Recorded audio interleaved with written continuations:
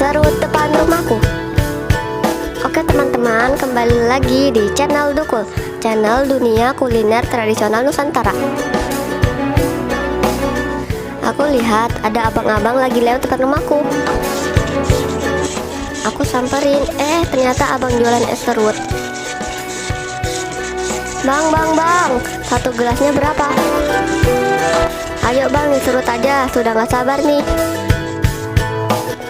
Aku tanya abangnya, harganya murah guys, cuman 2.000 rupiah aja untuk satu gelasnya. Karena aku sudah gede, aku belinya 2 gelas aja.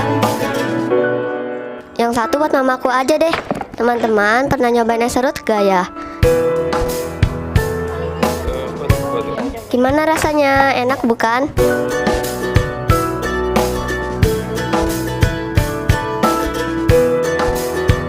Sudah ya teman-teman video saya kali ini. Jangan lupa like, share, subscribe, dan komentar ya. Bye, terima kasih.